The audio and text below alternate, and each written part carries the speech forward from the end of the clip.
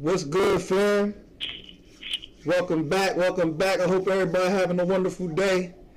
This is the voice of the yard. This is your boy. This is your host, Coop. We back here again today. I got just one of the most thoroughest dudes right here, man. I got Mr. Tom D himself. If you know, you know. If you know, you know, man. I got Mr. Tom D on the line right now. Also, another jail titan. A dude that been battled with administration also. You know, held his head high. You know, fell. Never did no faggot shit, no funny shit. You know what I'm saying? Just an authentic nigga. You know what I'm saying? So I got one of them guys on the line right now. We ready to get straight to it. So Tom D, what's good, man? What's happening, bro? What's good with you?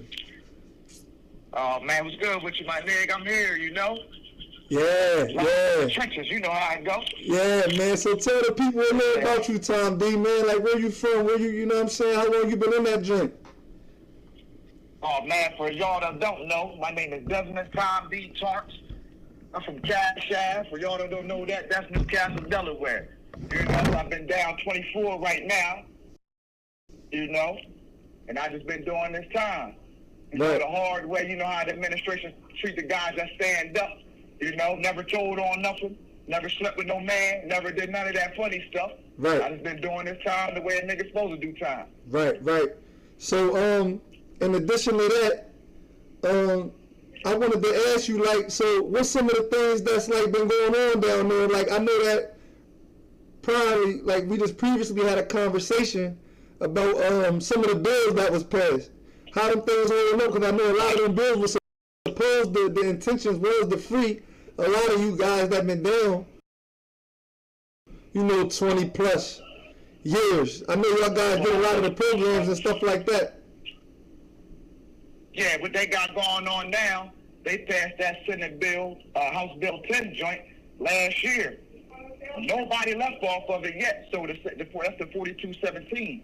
That's the same, Delaware got a grade F because they didn't know how the counselors and things in this prison didn't know how to perform their duties when it came to this bill. It came to that, the 4217. So now when the governor and the senator and things like that put it in place, they still not doing their job because there's still people that still never went home off of it yet. You know, so we just sitting here trying to fight the good fight. You know, we got people like you, salute you for putting us out here like this to try to get our voice out there about this situation that people thinking that, you know, it's not us. We ain't doing no shit in here to where it's stopping us from coming home. It's the prison that's not trying to let us come home. It's the prison that's not upholding their end of the deal that was passed or the bill that was passed. I'm in communication with the newspaper dude, Xerox Wilson, and the last conversation me and him had on the tablet, he was like, basically, it's the prison that's being held up. The court is with it. You know, the governor's with it. It's just the prison is the stopgap right now. Wow. So the prison itself is stopping Smyrna prison and the officials down there are stopping y'all from actually coming home. Yes. When you write the counselors, I got multiple correspondence with them when they do hit you back on this tablet where the counselors out cold to where we don't know what's going on. Let me talk to my higher up to see what's up and all that, but it's still nothing that's going on. Everybody is clueless or people not performing their jobs the way they're supposed to be performing it. And also, you had this case that passed called the Ellinger case. Nobody from this prison left off of the Ellinger case yet. And this is it's not just a Delaware case, this is a worldwide case where people from Jersey done went home, people from California, people from all 50 states that went home besides Delaware. So real briefly, so tell the people about the Ellinger case because everybody might not be familiar with that. So what basically is the Ellinger case about? The Ellinger case consists of when they enhance your sentence, when they try to stack charges on you, like they done gave you 5 possession of a firearms for one case, for one charge, and then they try to enhance your sentence where it should only been 5 years, but they done gave you 25 years for the shit. You understand what I'm saying? Okay. So your sentence got enhanced. Yeah. They went outside the sentencing guidelines about the shit. So this is something that I'm assuming the courts have been doing for years. Yeah, and just passed a little over a year ago, and Delaware still beating their feet on releasing the men. You know, they don't respect the law. You know what I mean? Wow. It's funny that you said something about that. So for my viewers, I was around for this situation, but Mr. Tom D was in the situation, and he was basically charged inside the institution, and I know some things transpired, and he was charged with offensive touching to officers. So, hey, Tom D, can you tell us a little bit about that situation? I know that was a big thing in your during your bid that kind of like slowed things up for you. So, can you tell my fan base, you know, my people, kind of a little bit about that situation? All right. So basically, when I came back from Pennsylvania, they held us in the shoe under false pretenses, but it was another convict that got into a situation with the law. So the law got over aggressive. I got in the way. I didn't put my hands on anybody. I got in the way to slow the situation down so the shit didn't go too far. I got charged with assault at first. So then they dropped it from assault to offensive touching. Wow. So mind you, the person that punched the police didn't get no charges. You understand what I'm saying? 3 years later, I'm thinking I'm going to court for something else. I'm going to court because I represented myself. I'm going to court for that charge. So when I get to court, the lady tried to get me to take a plea to 2 years. I told her no. She said, well, if you go to trial, the police are upstairs, you're going to get 8 years. Lady, do what you need to do. Right. Never go upstairs. The police come downstairs, say they threw my case out. 2 days later, the police, Sergeant Stephen Neef and Lewis Weber, Stephen Neef pulled up on me. He said, hey, Torrance, you went to court the other day? I said, yeah, why, what's up? He said, yeah, they had us up there, and the lady tried to force us on the stand to testify against you, and I told the lady, if you bring us up here, we're going to tell you that that man didn't put his hands on us. So I got found not guilty in the court of law for assault and offensive touching on the police. The police, Stephen Neef and Lewis Weber, said I didn't put my hands on them. But for whatever reason, I still have that on my institutional record, and my commutation got denied because of that. If it wasn't for that, among some other things, me and you will be having this conversation on the outside of these walls right now. Wow. So you telling me? So my commutation got denied because of that. Yeah. So you telling me they brought that up. That the court of law, the people uptown, said that you was not guilty of this charge, but still the prison system held you accountable for something that never transpired. Exactly. It's still on my classification when I get classified. They still hold it on me within this institution. You know what I mean? So I still deal with all the bullshit that comes with the prison politics when it comes to that. But the court of law said I wasn't guilty, but the prison is still holding on me. You know? Wow. That's crazy. And there's nobody that can advocate for you guys in them type of situations, or who do you reach out in those type of situations? Man, as long as I've been down, bro, I'm clueless, my nigga, on when it comes to that, because nobody in here is going to go to bat for you because everybody works together. You would think that counselors and things like that, they supposed to be a different entity than the correctional officer, but that's not the case. They all in cahoots together, so it's one hand wash the other with them. And let me bring this up to you, right? Now, they running rampant with substance abuse charges around here. You hear what I'm saying? Like, so when I went to my commutation here, the guy, he seen my write-ups that I had, but when it got explained about my case, he was like, yo, don't catch no more write-ups. Now, mind you, I had just got a urine test for supposedly dirty urine for K2. You understand what I'm saying? Right. 2 days later, after that hearing I had on the computer screen with the people from the commutation board, I got urine tested again. Now, mind you, I had just got urine. I was doing the sanction for a urine test. You understand me? So it wasn't even a month later, they gave me another urine test. I'm like, yo, it's impossible for my urine to be clean if you just said it was dirty. I'm telling you it's dirty right now. I got urine tested anyway, and that was another factor of my commutation getting denied off of false pretenses again.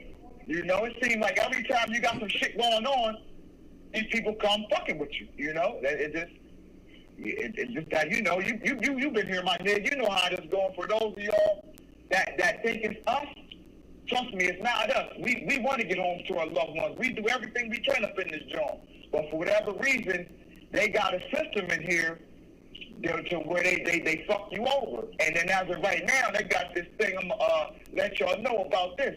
They call it a Proud Boy system.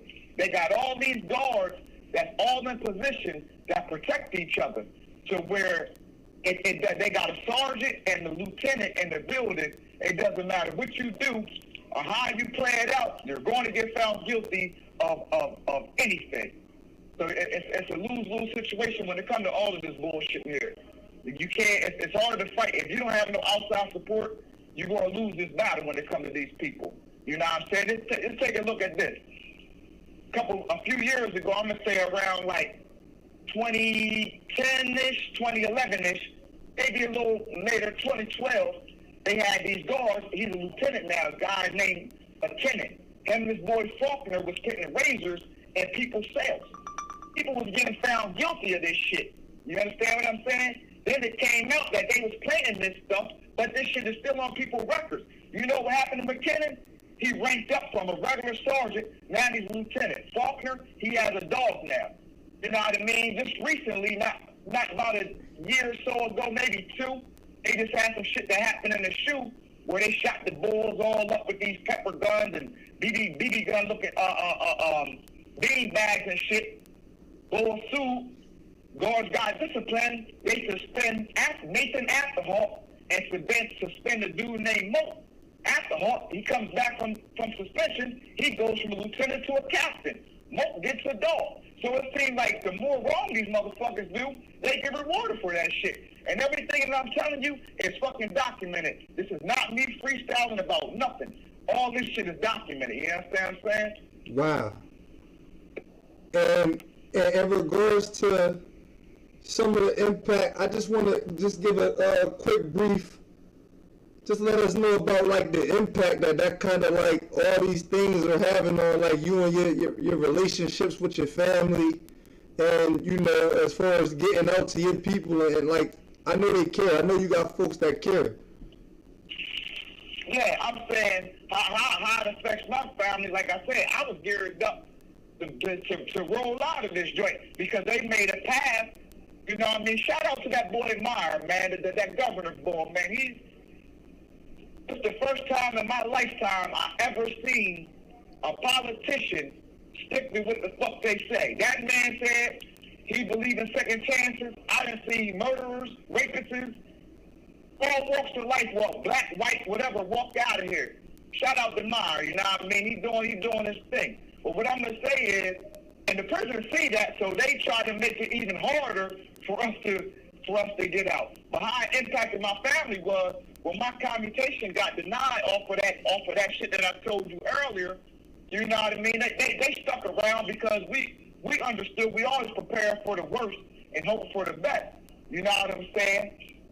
But when it came to like the substance abuse and things like that, they don't have no programs in here for nobody, my nigga. Like, for instance, I got it on record to where I asked the counselor, I said, I'm trying to figure out if I'm just smoking the smoke, or do I have an addiction, or do I have a problem? You know what the lady gonna tell me, my nigga? She said, oh, you just a recreational user. You all right. I said, hold on. If you just said I'm a recreational user, why do I keep getting 90-day loss of all privileges? That means I don't see my family. That means I can't get on the phone. All of that can't go to commissary. All of that shit because y'all don't want to put me in a program. I'm screaming out for help, telling you, yo, I want some help, and you telling me you don't have no help for me, or you got too much time. You can't go to Georgetown to do the road to recovery. You can't go to Gander Hill to do the road to recovery. You can't. They got a new program over here, or you gonna have 2 years or less. So I'm like, bitch, what the fuck are you talking about? If I'm telling you, I'm putting a commutation in the next year and a half, and they got this new bill that passed, I'm looking at myself coming home within the next 2 years. So let me do the program. Right. So it's that's the kind of shit that we face, to where you got those of us that's trying to get help, but they don't want to help us. You understand? I went to see the mental health people. You know what I mean? Shout out to them, because like I was always one of those to where I'm like, man, I ain't into none of that shit. But black men, I should say, man, sometimes need to talk to people. Absolutely. So I go talk to them. The first thing they try to do is put me on medication. I said, listen, I don't take pills. I'm just here. I just need somebody to talk to. You know what I mean? If you got any pills for me, I like to smoke a little marijuana. That's what I like to do. You know what I mean? But outside of that, but the only thing about them is they kept trying to force medication on me. And I'm telling them, I don't do meds. I don't need no pills. I just need to talk. And like I said, if you want to prescribe me something, prescribe me some cannabis, you know? Yeah, I hear you, Tom. I hear you, D.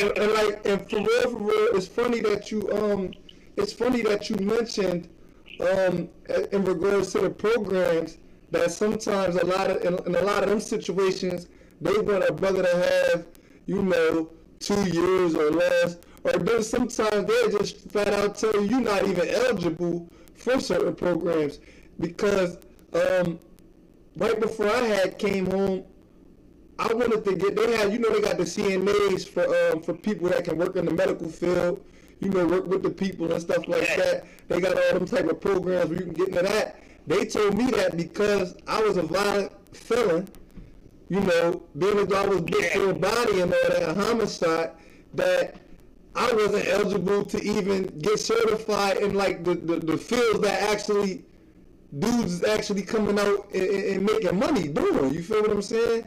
So it's like, I understand what you're saying, because a lot of times it's like, it's not that, I was letting the people know, like, it's not that people not pursuing the help or seeking the help or trying to get into these programs and things like that. It's just like, at the end of the day, it's like the institutions is blackballing us and like not even allowing us to pursue that. Because it's the Department of Punishment. It's not the Department of Correction. They got the name wrong around this joint. You know what I mean? They ain't trying to correct. They ain't trying to correct shit. Only thing this shit is built on is punishment. You understand what I'm saying? Like, so, like for me, for instance, I started this bid with double life plus 42 years. You know what I mean? I got less time than that now, but through all of that, motherfucker, I done got a diploma because I chose to get a diploma. These people never told me to go to school or none of that shit. So I had to start in a regular school. I got a GED first, and then said, fuck that. When I got a diploma, said, fuck that, and went and got me some college credit. You know, so I'm doing what the fuck I'm supposed to do. Right. But the prison seems like they don't want to acknowledge that. They don't want to acknowledge that kind of shit. You know what I mean? Now it's going to be bumps and bruises along the way, because we in jail, shit happens. You know how that go. You know what I mean? But for the most part, I've been doing what the hell I'm supposed to do around this joint. It's these people here that don't want to see you succeed. They don't want to see us to go home. Why? Because this shit is big business. I challenge anybody to audit this motherfucking place, and I guarantee you, if you audit this prison, how many people will walk out here in handcuffs? I promise you, if the Fed was to audit this motherfucking prison, goddamn it, it'd be a lot of people that walk out here in handcuffs. That's some real shit, my nigga. I'm telling you. I mean, what God loves, that's the truth. You hear me? Yeah. I feel like for real, honestly, like you got so many years in, man. And like you said, you got your GED, you got your high school diploma. I mean, at some point, like with this criminal justice system and with the overall, the whole situation, what they got going on, it's like, when do you let a man go? Like, if you got a person like you, you've been rehabilitated. Exactly. See, they don't see what they don't see is they don't see the behind the scenes shit. We're trying to talk to these little young boys that's coming in with all these crazy ass charges and things like that. See, they don't acknowledge that. They don't see that. That's the sidebar shit that we do as men. You know what I mean? You see another brother struggling on some shit like that. Yo, you pull him up like, yo, bro, I don't know what y'all got going on, but check this out. Back when we was getting sentenced, they was giving us life sentences. Y'all niggas got time and things like that. You gotta do something more productive. Things, you know what I mean? And moving in up kind of direction. But they don't acknowledge that. They don't see that kind of shit. Only thing they live off is some old shit. I got locked up when I was 19 years old. I'm 43 years old. I ain't fucking 19 no more. But you still holding shit on me from fucking 2005, 2004. When the fuck are y'all gonna let go? You know what I mean? If somebody is still the same person they was at the age of 19 and the age of 43, then something is the fuck wrong. Something is wrong. You know what I'm saying? Yeah. Something is wrong. It's sad, but I was also I was also telling the people briefly, like, I was letting them know that, like, you know, mental health is a big part of it too, though.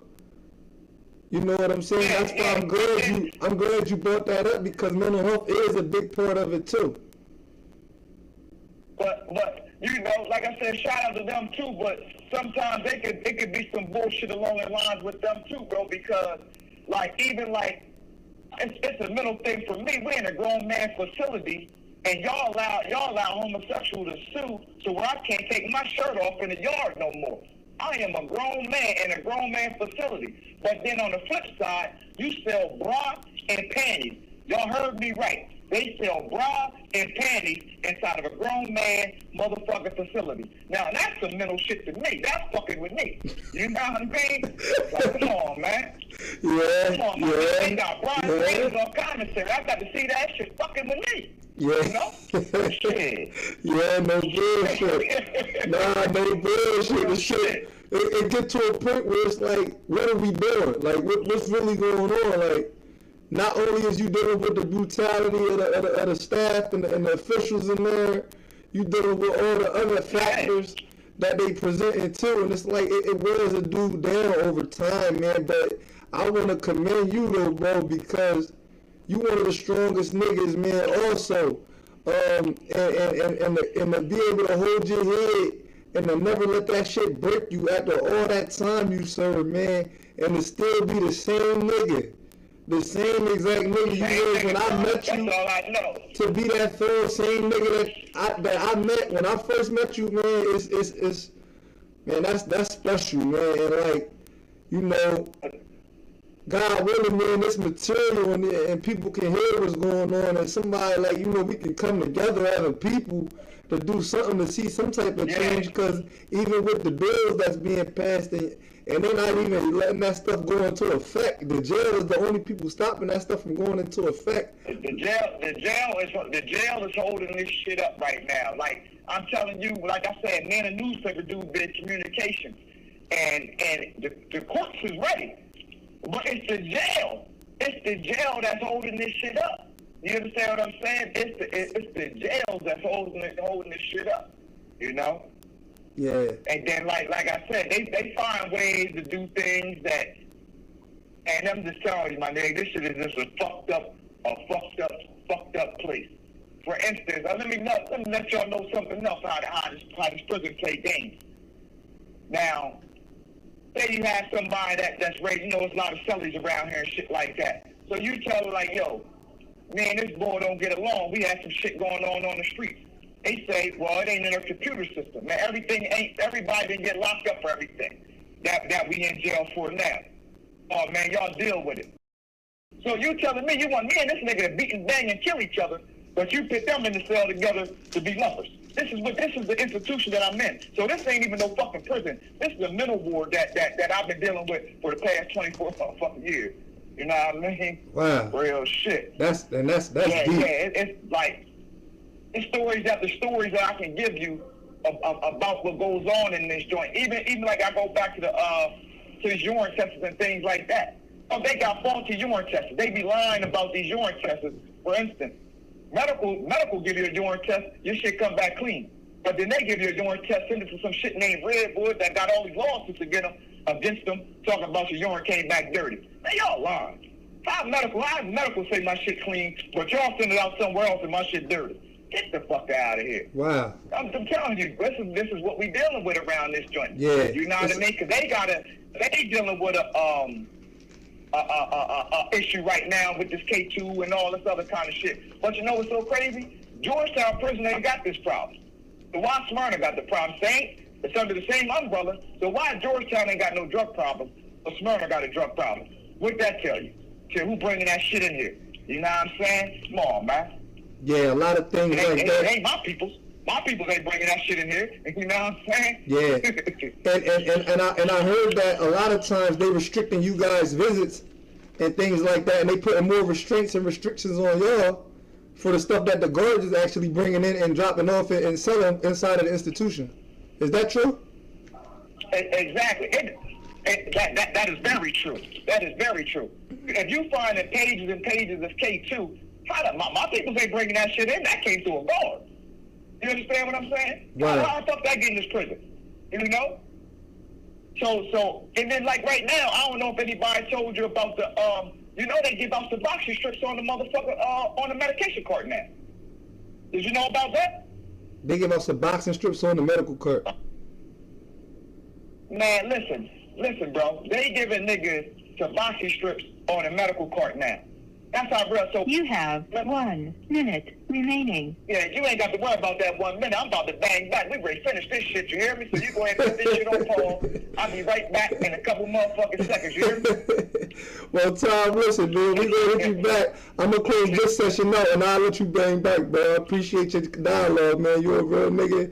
Make sure you tap back in. Oh yeah, man. I want to shout out to the Bookers and the Torrance family, man. Love y'all.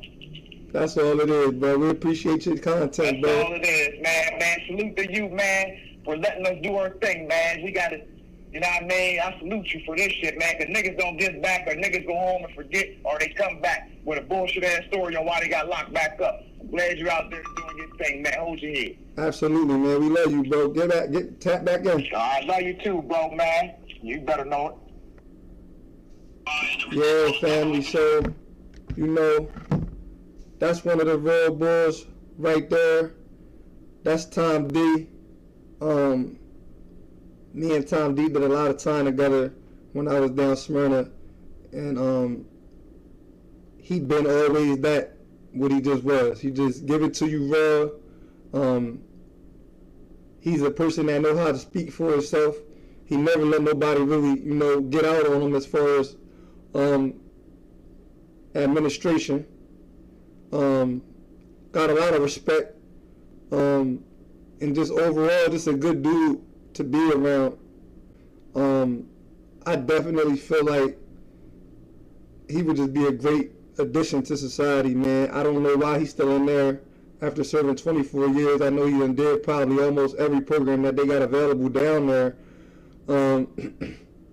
But God willing, Tom D can find his way back out here to the people, man, to his family, to his loved ones, his kids, his kids, and things like that, man. But, you know, more dialogue coming, man. We got great content. We got good dudes all across the state, man. We're going to be doing a lot more interviews. This is the voice of the yard, man. Like I said, you know, this is what we doing. But don't get it misconstrued. This content just ain't about jail. This content is not just about jail. This content is about just real, thorough dialogue. This shit applies to life in general. You know what I'm saying? But at the same time, yes, I do want to expose the madness that's going on inside of the institutions, because we don't have that. Like I said before in my debut piece, we don't have that here. So yeah, I want to expose what's going on in there. Like, that's not cool. Y'all passing bills to let people out and then y'all not letting them out. Like, that don't make sense, bro. Like, medical staff is doing weird shit. It's just too much weird shit going on, and it need to be exposed, man. Somebody need to speak about it. So, you know, who better than me? Who better than us? You know, so we got a lot more content, a lot of juicy conversations, man. We're going to hear from a couple other guys, man, That's Tom D. But yeah, man, thank y'all for tuning in, man. I hope all y'all have a wonderful, blessed day. I appreciate y'all. And tap in. This is the voice of the yard.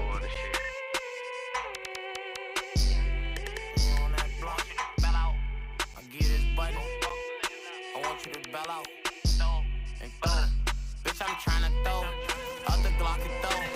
Tap that button, throw. Draco shell throw. Bitch, I do the most. My game stay on go. Zoe and wipe his nose. Catch a hop and throw. Bitch, I'm tryna throw up the Glock and throw. Tap that button, throw. Draco shell throw. Bitch, I do the most.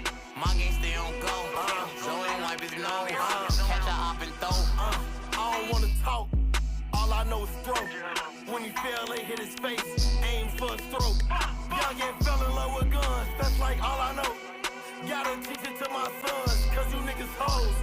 I be in the rack solo, I be at the stove. I was front line on Essence, I ain't never froze.